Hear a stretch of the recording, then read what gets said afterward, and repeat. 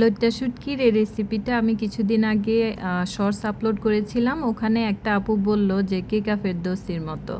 শুনেন আপু, আমি আপনাকে বলছি, প্রত্যেকটা জেলার প্রত্যেকটা অঞ্চলের একটা না একটা নিজস্বতা আছে, নিজস্ব ভাষার প্রতি মায়া আছে, নিজস্ব খাবারের প্রতি মায়া আছে। সো আমি মনে করি কেকা ফেরদৌসি আপুর কাছে যেটা ভালো লেগেছে সেটাই দিয়েছে। আর অন্যান্য জেলার যদি উনি খাবারগুলো দিয়ে থাকেন, এই খাবারগুলো তাদের কাছে অনেক অনেক প্রিয়। ভালো লাগার অনেক কিছু একসাথে পেলে যেমন ভালো লাগে, ভালো প্রিয় খাবারগুলো একসাথে খেতে ভালো লাগে, কারণ জীবন আর খাবার ওতপ্রোতভাবে জড়িত। তো আর কথা বাড়াবো না, চলেন শুরু করি। আমি শুটকি নিয়েছি 250 গ্রাম, আর কয়টা চিংড়ি মাছ দিয়েছি। এখানে আমি 1 কাপ পরিমাণ পেঁয়াজ কুচি দিয়েছি। পেঁয়াজ একটু বেশি লাগে শুটকি ভুনার মধ্যে। আর 4টা ডিম নিলাম। শুটকিগুলো 10 মিনিট ভিজিয়ে তারপর পরিষ্কার করে ধুয়ে নিয়েছি। এখানে আমি তেলের মধ্যে 1 কাপ পরিমাণ পেঁয়াজ দিয়ে দিলাম। পেঁয়াজ দিয়ে তারপর আমি রসুন কুচি দিয়ে দিচ্ছি। পেঁয়াজ রসুনগুলো আমি আগে একটু নেড়ে চেড়ে দিব। প্রথমেই হলুদ মরিচ দিয়ে দিব না, প্রথমেই হলুদ মরিচ দিয়ে দিলে পুড়ে যেতে চায়, এজন্য আমি হলুদ মরিচ পরে দিব। আর এখানে 13 থেকে 14টা চিংড়ি মাছ আছে। এই মাছগুলো আগে আমি একটু তেলের মধ্যে নেড়ে চেড়ে দিচ্ছি যাতে একটু লাল কালার হয়। এখন আমি শুটকিগুলো দিয়ে দিচ্ছি। শুটকি দিয়ে আবার একটু নেড়ে চেড়ে দিচ্ছি। ভালোভাবে নেড়ে চেড়ে 2 মিনিট নেড়ে চেড়ে দিব এভাবে। তারপরে আমি শুটকির মধ্যে লবণ হলুদ মরিচ দিয়ে দিব। আগেই দেখেছেন আমি 2-3 মিনিট নাড়ার পরে তারপর লবণ হলুদ মরিচ দিচ্ছি। লবণ পরিমাণ মতো দিলাম। আর একটু ঝাল ঝাল খাবো সেজন্য 3 চা চামচ পরিমাণ মরিচের গুঁড়ো দিয়েছি। হলুদ গুঁড়ো দিয়ে দিচ্ছি 1.5 চা চামচ পরিমাণ। তারপর আমি এগুলো ভালোভাবে নেড়ে চেড়ে দিচ্ছি। নেড়ে চেড়ে দিয়ে আমি এখন কয়টা কাঁচামরিচ ভেঙে দিচ্ছি।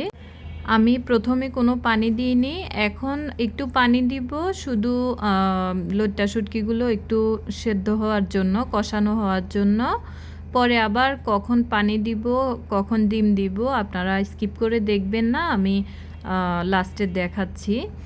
এখন আমি ঢাকনা দিয়ে ঢেকে দিলাম 5 মিনিটের জন্য। দেখুন 5 মিনিট পরে পানিগুলো শুকিয়ে গেছে আর লইট্টা শুটকি কষানো হয়ে গেছে।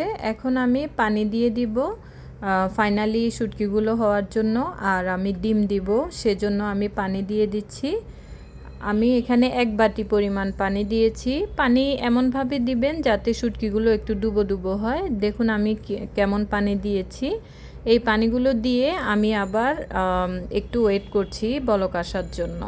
বলক আসার পরে একটু পানিটা কমেছে, তারপরে আমি ডিমগুলো দিচ্ছি। দেখুন একটু খেয়াল করুন, আমি যখন ডিমগুলো দিচ্ছি কোনো নাড়াচাড়া করব না, জাস্ট ডিমগুলো আমি কড়াইয়ের মধ্যে দিয়ে ঢাকনা দিয়ে ঢেকে রেখে দিব 5 মিনিটের জন্য।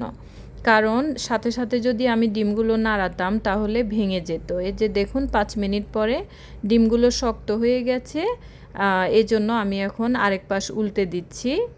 উল্টে দিয়ে তারপরে আমি আবার ঢাকনা দিয়ে ঢেকে রেখে দিব 5 মিনিটের জন্য। কারণ এপাশ ওপাশ করে আমি যদি ঢেকে না রাখি তাহলে ডিমগুলো ভালোভাবে শক্ত হবে না। ঢাকনা সরিয়ে ফেললাম 5 মিনিট পরে।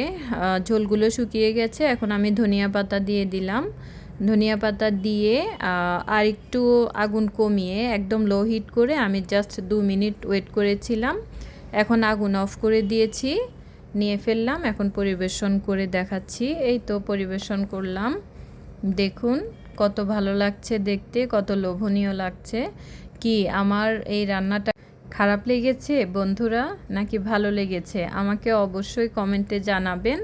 ভালো লাগলে লাইক কমেন্ট শেয়ার করবেন, আমার পাশে থাকবেন। আল্লাহ হাফেজ, আসসালামু আলাইকুম।